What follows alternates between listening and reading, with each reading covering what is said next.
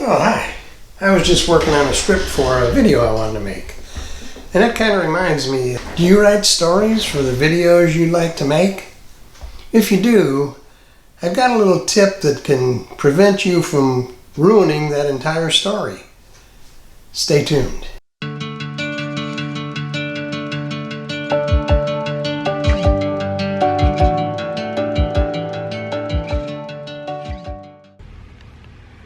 So here's the thing. I've been trying to film this for 2 days, and I had so many jump cuts in it that I can't even watch it myself. So I'm just going to try and talk. Whoa, check out my pinwheel. Wind is catching it. I'm just going to try and say this. If you write your own stories for your own videos, which a lot of people do, and most people probably do, you know that story in your mind backwards and forwards. I mean, you have thought about this before you ever write anything down. You've thought about this story probably for a month maybe, and you know it like the back of your hand. So when you go to film it, automatically sometimes you can assume things that the audience is going to understand, but they may not.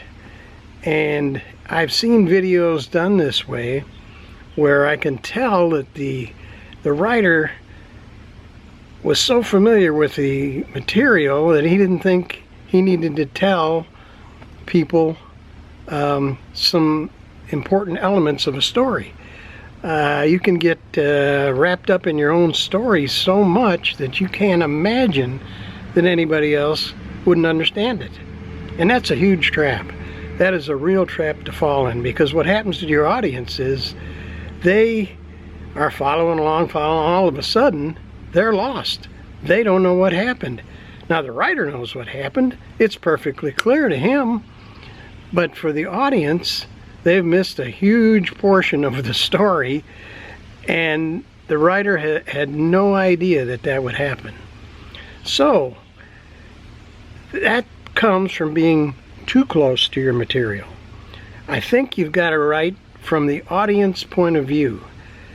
And it may seem very dumb to you to have to say some of these things or film some of these things, but if you don't, your audience can easily get lost. So that's my tip. Write from the audience viewpoint when you write. Whether you're making a comic book or you're making a video or a little story, or even if you're writing a short story, keep the audience in mind.